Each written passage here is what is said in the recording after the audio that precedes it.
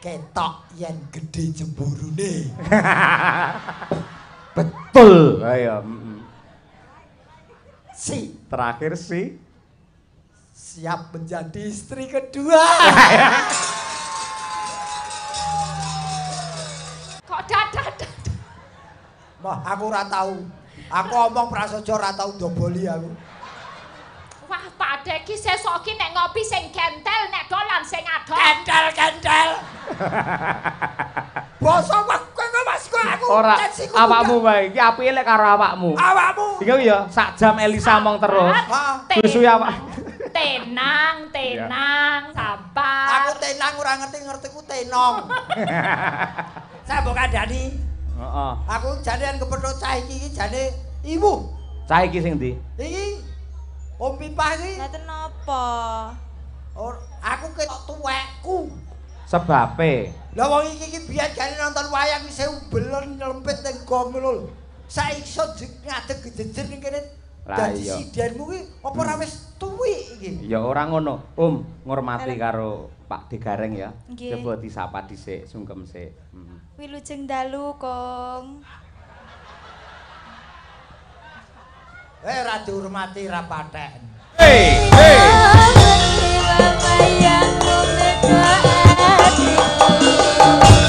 Hoyo.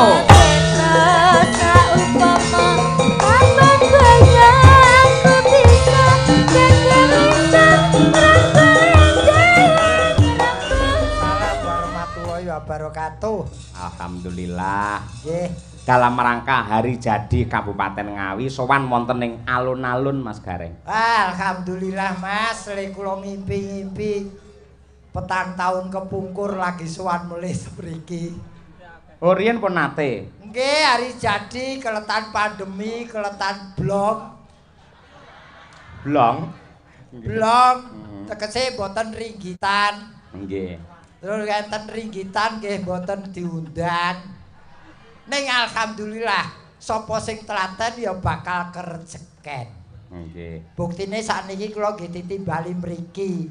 Pancen nuwun sewu para pepunden ngasta bawat adil wonten ing Kabupaten Ngawi menika sangat merata. Tegese ngeten Mas Gareng. Pripun? Ingkang dipun tampilaken menika mboten namung dalang-dalang utawi seniman pelawak saking Jaban Rangkah di luar Kabupaten Ngawi, namun juga selalu mengangkat ya kuwi kekuatan lan uga prestasine piyai Ngawi, seniman-seniwati, dalang-dalang cilik Ngawi itu sangat hebat. Ngono kuwi.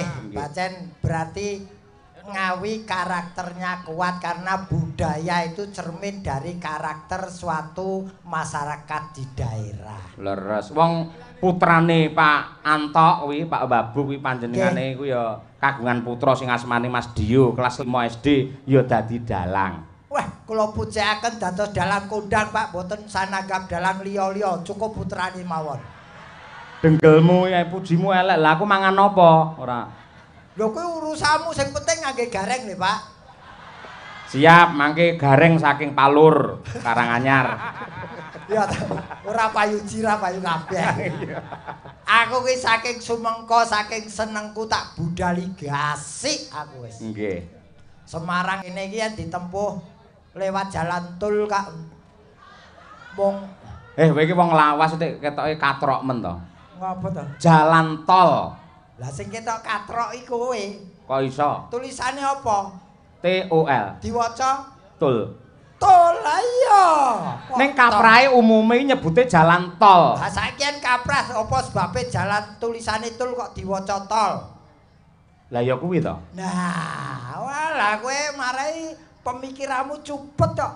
Aku titip siji entuk ora? Apa? Bojoku. Sapa? Men seneng bojoku. Sapa? Sukesi. Sitok ereng, sitok ae ora. Persuku kata ya. Persuku. Susah atine di bojo bagus. Wis aja kok tutukne lek kowe. Lah malah ngenyek aku no malah no. Yo jare kok nerjemahke. Yo sing apik ngono. Lah iki yo apik. Lho apa ya ora apik? Lah iso susah hatine duwe bojo dalang lek wis ngelek-elek aku to wisan. Ora dalam bagus. Duwe bojo wong bagus susah hati. Oh ya. Mergo ragate akeh. Kowe lek nganggo skincare bareng. Sing ngerti kowe. Ngerti wae. Kowe cuci mulut, cuci muka bola-bali kok. Malah mangan cuci mulut ora. Susah iki mergo makan biaya iki lho kowe. Heeh. Susah piye mau? Susah atine mergo duwe bojo bagus. Iya. Ke.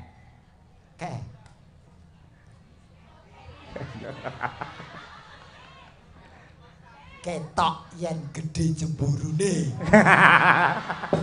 Betul. Ayo. Si Terakhir si siap menjadi istri kedua.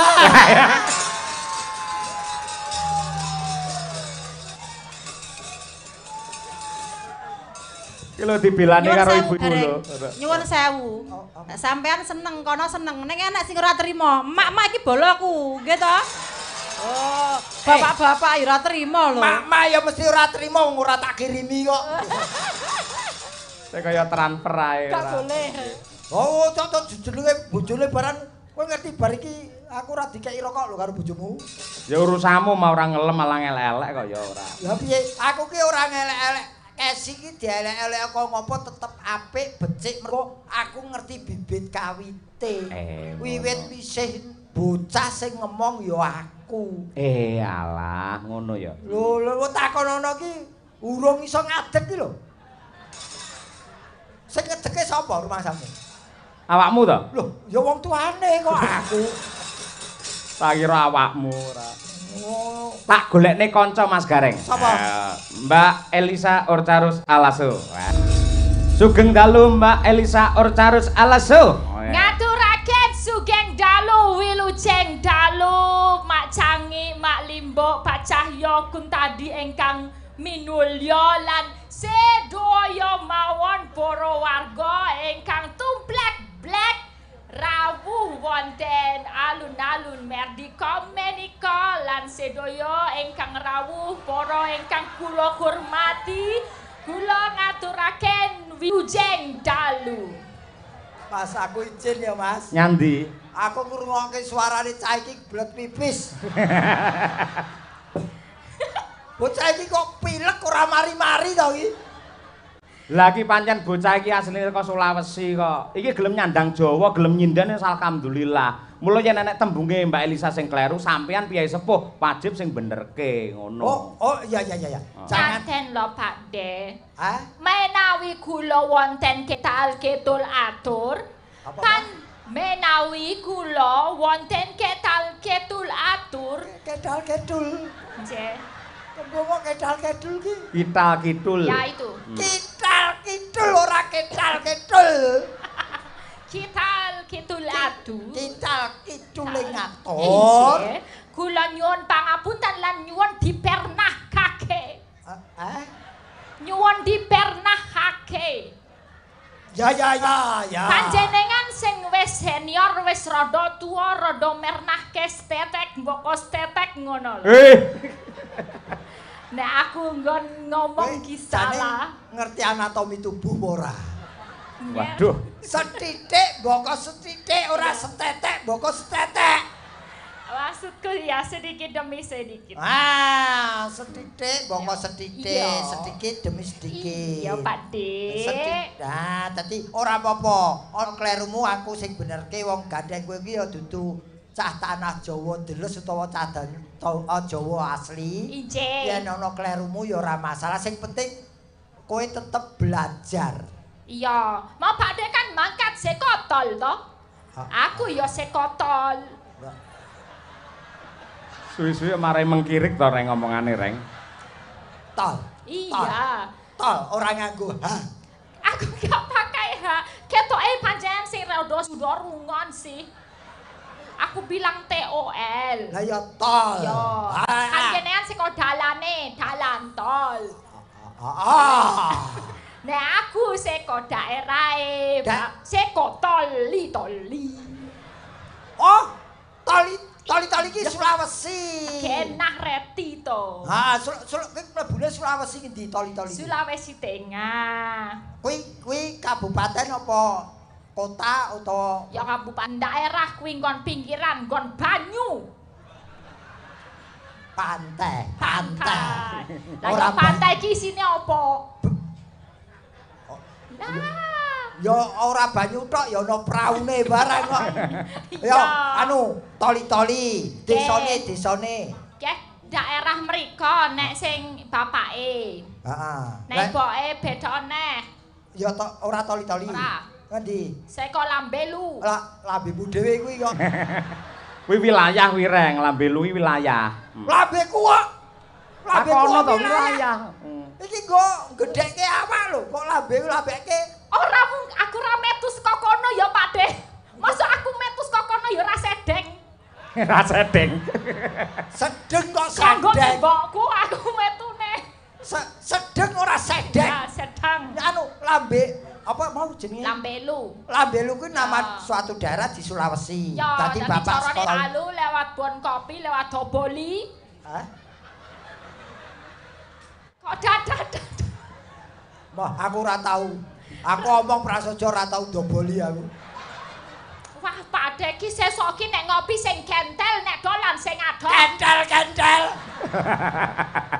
Basa kowe Mas kok aku. Ora awakmu wae iki apike lek karo awakmu. Awakmu. Iki ya sak jam Elisa mong terus.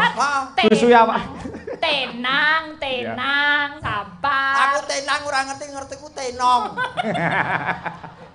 Wah, kowe iki iso iki lho nyambut gawe sewengi iso stroke lho ngene iki. Lah ngopo kok setro? Lho, yen pawaan rupa ki Entuk ya. entuk nglawuhi. Nglawuhi.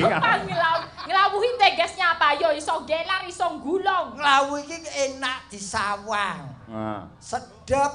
Enggak, lawuh itu bangsane pitik, dodol, tepong itu lawuh. Terus aku mbok padake apa? Bener, Mbak, bener. Mbok pangan aku. Mudiar kowe. Arep dahar Pak Haji? Ayo. Adeng dahar panjenengan Pak Haji. Jawab, Reng, aja meneng ae. Rawane bareng nesu mekroke. Apa sing mekrok opone? Lho wong aku salah siji mbok uring-uring wong kowe salah terus ora tak apa-apake lho. Oh, kula mboten nguring-nguring sakniki niku jenenge tanya. Nek rareti takon kuwi sing bener kan niku. Iya, dadine aku nek misale ora genah ora kok njuk bablas terus ning aku tanglet. Apa? Tanglet nyuwun pirsa. Oh, tanglet nyuwun pirsa. Wah, jane wis anu apa nganune iki bahasane sakeh. Anu kosakatane wis akeh. Akeh ning ora cetha. Lah, iki ngene, ben cetha, engko tulung dibenerke, Mbak Elisa aku pun. Inilah dalam rangka hari jadi Kabupaten Ngawi yang ke-666. Monggo jenengan basa Jawa mlipis ngaturaken sugeng. Engko yen enek klerune mboten masalah. Nggih, nggih. Enggak apa-apa bener. Nggih. Saiso-isoku. Saiso-isone mboten napa-napa. Pokoke engko malah saya salah, kula malah saya seneng. Mergo niku gareng saya mumet niku mangke. Ayo. Nggih. Engkang baken kawula nggih name kula Elisa Orjarus Alaso. Top terus. Ajeng derek mangayu bagyo anggenipun Ngawi ramah menika kagungan hajat inggih menika ambal warso kaping enem ka 600 enem doso enem Tidungoke. Wong kleru ngenges. Nemat. penting kendel sing penting kendel. Kendel kok kendel. Wah, lagi dibenake angkane wis kendel iki. Piye. Ingkang kaping Enem. 666. Ora 6 dosa. Sewidak seko ngendi? Malah nyeneni iki, Mas. Sing bener saiki nek bar sedoso, 10 doso, itu kali doso, 3 doso, 4 doso, 5 doso, 6 doso. Engko terus dosa muka. Wah dikandani ngene 666.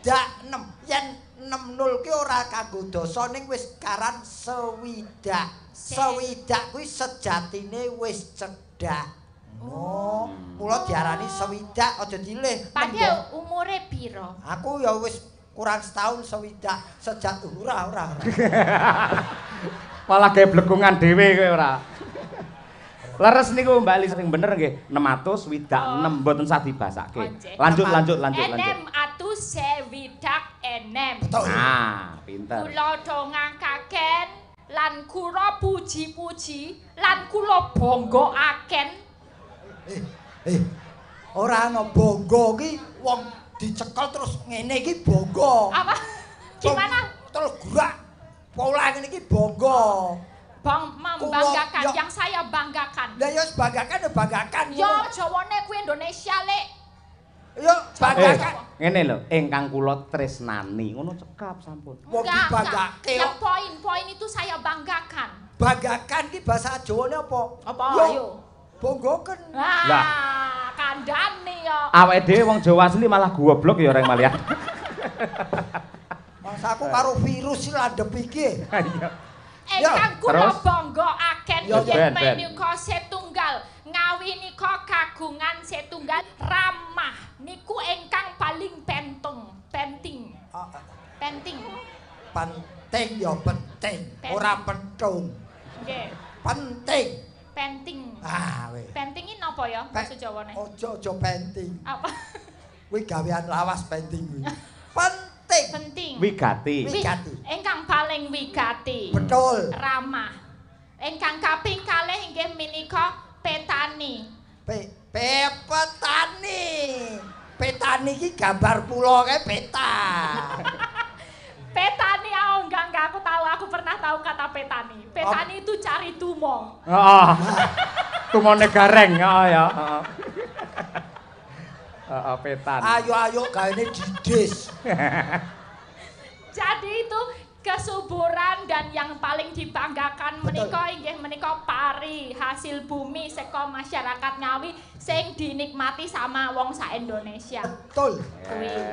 Nek pancen isih ana panggonan sing dianggep isih durung duwe det utawa dene miskin ora masalah, sing penting duwe ramah. Apa to sing manfaate ramah reti ra Pak Dik? Apa? Manfaate ramah gampang. Nek awak dhewe ra det, garek takon tanggane. Bu, kowe jangan apa? Nah. Kene njaluk, jangan bayem, kene aku njaluk. Ah ning ning pasar barang. Bu, iki aku tak nganu ya nempel dhisik brambang, bawang, bayem, lombok karo wortel kabeh nempel sik ya tak bayar sesuk. Kuwi adalah fungsi keramahan. Kuwi ora ramah, kuwi ngrekes. Ngemis ora ramah.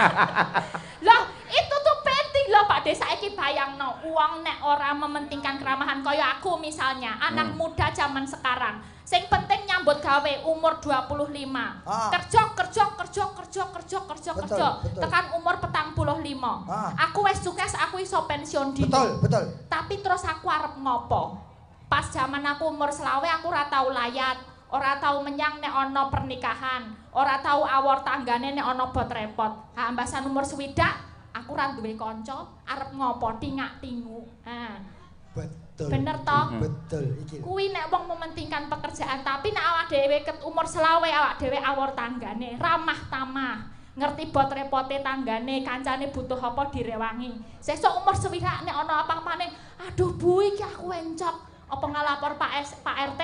Diterke langsung ning rumah sakit, monggo Bu kula terke ya, kuwi fungsi keramah tamahan. Iki lagi. Jos, lagi pancen kandidat dokter kok iki dokter. Iki omongane dokter ya iki. Yen ki mau sing pertama mau mahasiswa nyaran mau. Ya bener. lah. Iki bener, keramahan itu penting karena cari orang pintar, golek wong pinter akeh, golek wong sugih akeh, golek wong pangkat akeh. Sing arang-arang kuwi golek wong sing gelem kumpul karo wong akeh. Benar, kuwi hebate Ngawi sing duwe ramah tamah nomor 1 sak Indonesia. Betul. Kunci ucul Mbak Lisa. Ayo iki luwih dhisik jenengan sing ngaturake. Pepeling rumiyin. Pepeling rumiyin no.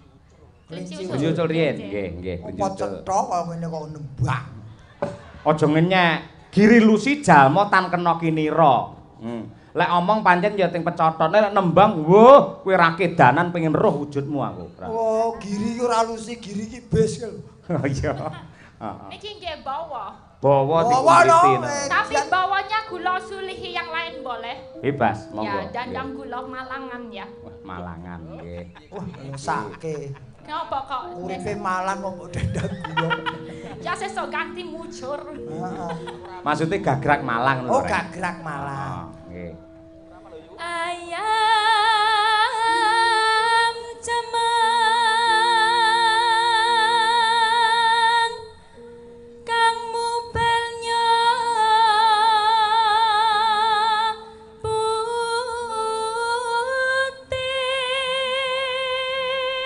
Iki luar biasa ya. Elok tenan Ngomong ora cetha lho, bareng nembang kok cetha ki. Nah, iya. Iki laire ning tengah gamelan bocah iki. Ora ya.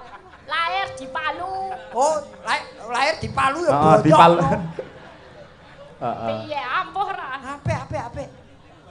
Simbok nganten mandeka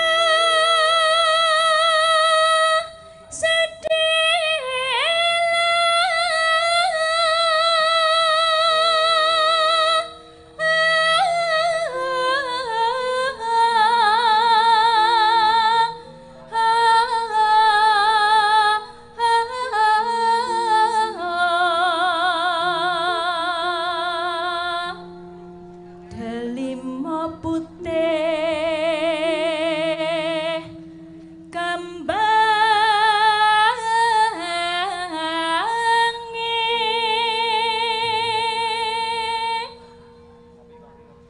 mandeka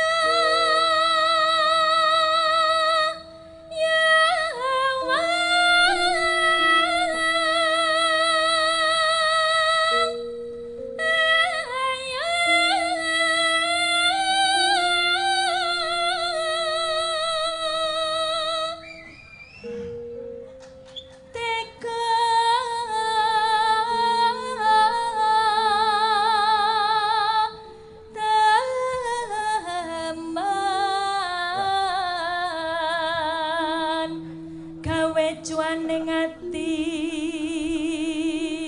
Bareng wis nembang gareng bungkam 1000 bahasa deh. Ayo. Piye, Pakde? Ora mantra-mantra yen iki bocah Sulawesi. Lah iya to. Wis ayu, pawan apik, swara becik, dokter.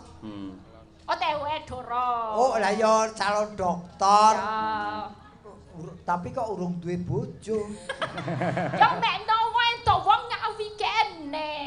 Oh, mbok menawa jodohmu piyayi ngawi ya. Ya menawa. Menawa kok menawa. Kadang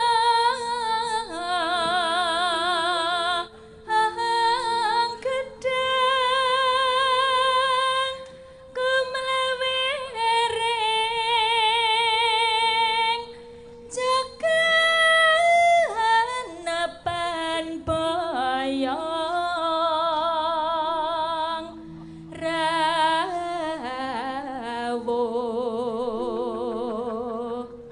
pidangan singa miruta tampar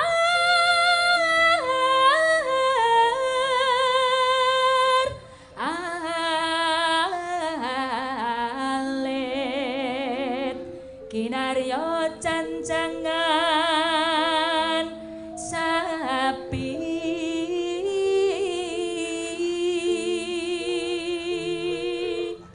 Iki hafalan ya. imbang ana brangta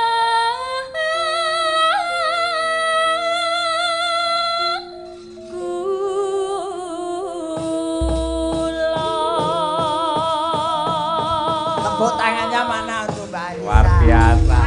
Reng, awake dhewe aku wong Solo, sampean wong Semarang. Ya to, luwih cedhak ning Malang to iki Sulawesi ya. Iki iso Malangan awake dhewe ra iso to malan iki. Ya muga-muga uripku ora malang wae. Lah iya. Tapi luar biasa karena karep mau ditimbangi karo keyakinan akhirnya bisa. Ya, ora yakin kudu sreget. Karet diimbangi karo sreget. Sregep. Ya. Sregep. Nggih, Pak. Sregep. Ayo, oke. Lah kaya ngene suarane apik, pinter tur ya ayu. Calon dokter. Ora payu rabi. Aku wis sumpah sakjroning ati, lek ora payu-payu tak tampa, wis to. Tak tampa dadi kru Madangkara, ngono lho maksude. Duh. Omonganmu karo atimu ora padha. Monggo diaturake Klinci Ucul Mbak Elisa. Yo.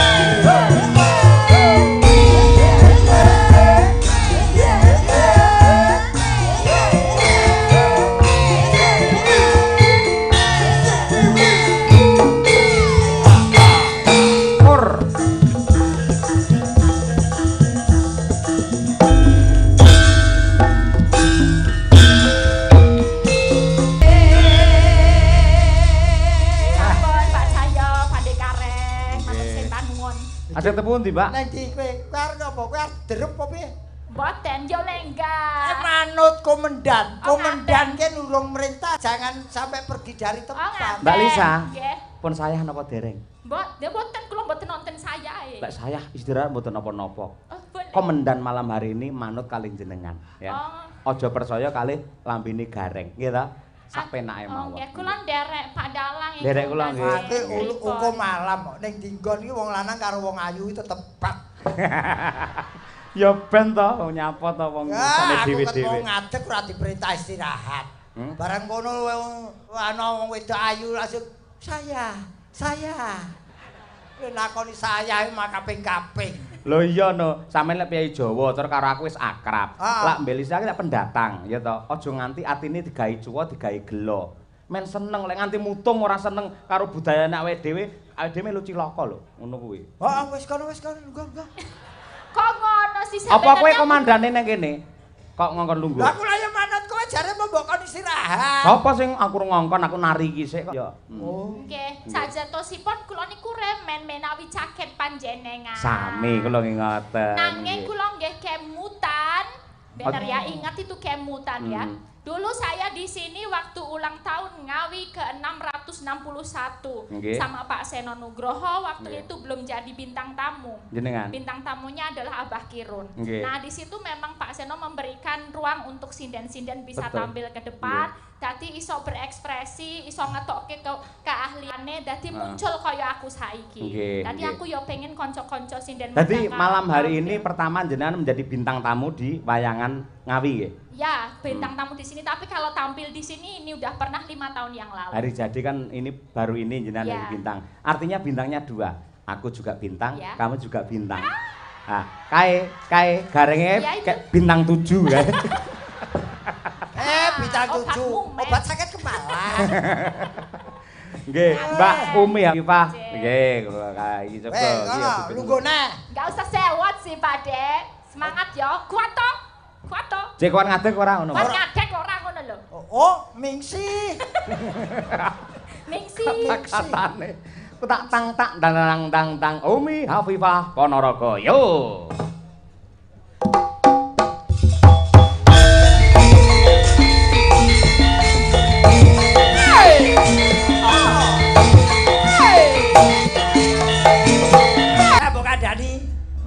Aku janean kepethuk cah iki jane ibu. Cah iki sing ndi? Iki Om Pipah iki. Ngaten napa? Aku ketok tuwekku. Sebabe. Lah wong iki biyen jane nonton wayang isih umbelen nyelempit ning gong lho. Saiki iso ngadeg gejejer ning kene. Dadi sidenmu ki apa ora wis tuwik iki? Ya ora ngono. Ngurmati karo Pak Degareng ya. Coba disapa dhisik, sungkem sik. Wilujeng dalu, Kong. Ora dihormati ra paten.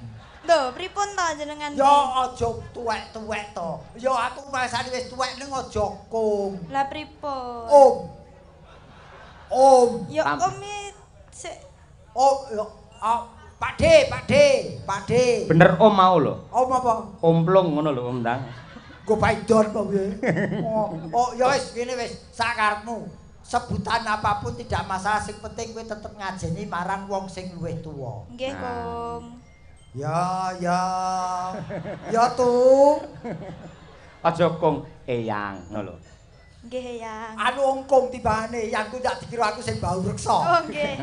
Wah, timbangane yang sing bau reksa. Ning tenan, saiki umurmu pira to, Nduk? 2. Pas kuwi, ra entuk dinyang. Pas. 20. Nggih. Sing sekolah. Tasih Ning ndi? ten isi Surakarta. Isi Surakarta. Kowe muridé Kota Ogrok kuwi to? Dengkelmu mlocot iki. Aku iki dosene otok-ongrok ora. Lah dosen iki karo aku Kota Ogrok kowe. Ha iya. Ya muridé Mas Cahyo. Nggih. Karo Mbak Kesi. Nggih. Ya ditenani sapa ngerti rezekimu ya ning kono. Nggih. Ya. Nggih, Kong. Aja banter-banter to kunge. Nggih wae. Wis duwe pacar apa urung? Dereng. Lah kowe iki gaweanmu apa 20 tahun ra duwe pacar iki? Lah kula nek gadah pacar dilarani terus. Wah. Piye rumuse ben ora dilarani anu? Pak Gareng. Sik. Kowe dadi selama umur 20 tahun ki urung duwe pacar, mergo duwe pacar dilarani. Nggih. Tak kei rumus. Pripun? Sadurunge kowe duwe pacar ta iki? Nggih. Kowe duwe pacar, sadurunge kowe dilarani, pacarmu pedoten sik. Lha pripun niku? Lho lah timbangane kowe engko dipedhot, alung medhot sik. Ngono. Mula aja golek bocah nom, aja golek wong bagus, golek wong sing tuwek-tuwek ngene iki. Bener Om. Kuwi kok keroki angler wisan ndeke kuwi. Iki kan mboten pas to nek kula kalih jenengan. Wah, ya ora, maksudku ora kudu aku. Oh, ngoten. Wong sing temuwa sing iso ngomong kowe. Nggih, Yen Kong. Aku iki pol-pole ya jangan bergerak kuwi. Ngene lho, pedomane ngene lek golek pacar, Om. Pripun? Pedomane 3-an. Napa niku? 3-an. 1 beriman, 2 tampan lahir batin lho ya. Nggih. 3 mapan. Ojo nganti gelem, ayo kita berjuang dari nol ngapusi. Kuwi idealis. Betul. Ngono kuwi. Idealis. Kuwi pedomane wong idealis ngono. Kok ngono? Golek pacar calon bojo ki ora usah 3-an mau. Lah napa? Loro wae. Lanang urip. Berarti wedhus kae ya lanang urip lho. Terserah. Ora golek wedhus wong menungso golek wedhus. Nek kowe ora sekase ditutuke sarjana kaya Bu Kesi yen iso dadi dosen uga ing isi Surakarta. Amin pangestunipun, Kong. Kowe aja kanggung-kanggung lho. Nah pripun? Ya pangestunipun ngono. Pangestunipun. Ah. Kong. Iki bocah iki latah ya. Ya ngene-ngene, ora apa-apa. Sing penting ketokno. Sampai di mana kamu menjadi mahasiswa isi kepinterane sing wis mbok cecep ki apa? Nggih. Dadi Bu Kesi iki sing mbok cecep apane? Ngono. Nyapa sing nyecep aku kuwi malah. Oh sing nyecep kowe ya? Maksudnya iki ilmune. Lah iya. Sing kowe wis mbok jikuk saka Bukesi apa? Yen aku percaya kuwi ilmune akeh. Yen kae sithik. Kok saged kae akeh sing wedok karo sing lanang. napa nggih? Mula karo sing wedok wedi ae. Nggih to, Pak? Nggih to. Pancen tak akoni. Ning ya sebelahmu ya padha. Nek ning omah karo bojone basa kae ya. Oh, kae majikan kok.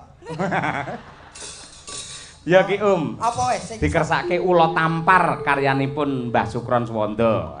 Menika. Lah iki lagi krungu ki aku. Nggih. Gandeng diparingi ayam panggang aturna sak becik-becike Ya. Nggih. Ngemate suarane Umi. Takul nggih kene to. Bebas. Jejer Desi iki. Winong kok Desi ora. Oh, Desi ki adine Kabul. Ngawut Nano.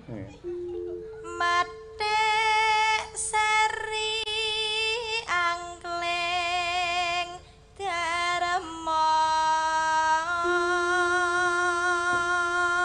Oprak iki. Iya, cerita oprak. Hana cerita tingkae ula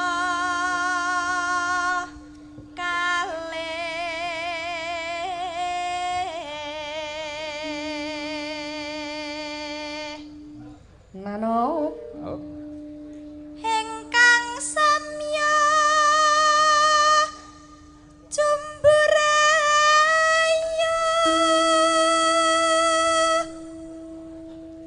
jenenge ula tampar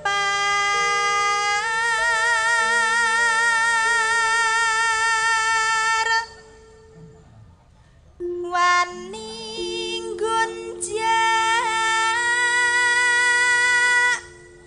garwane sang maha wiku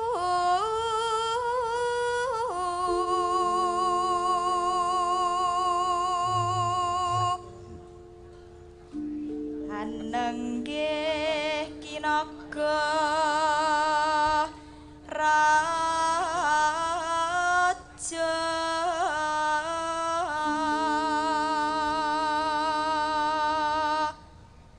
sesilih nyinaga kini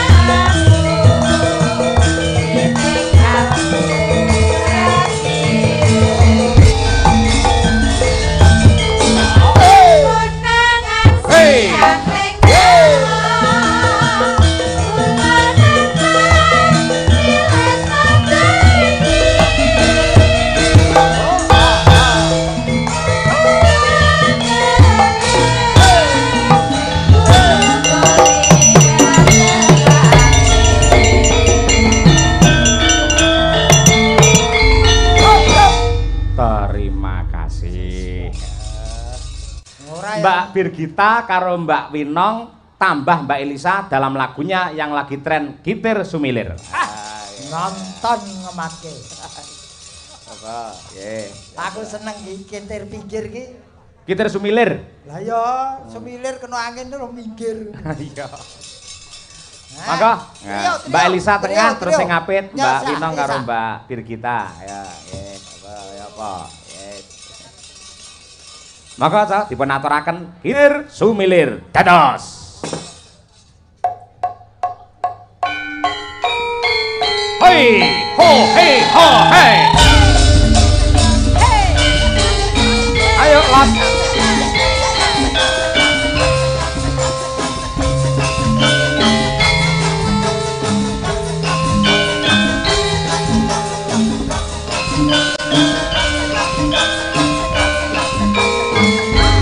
Hey, oh.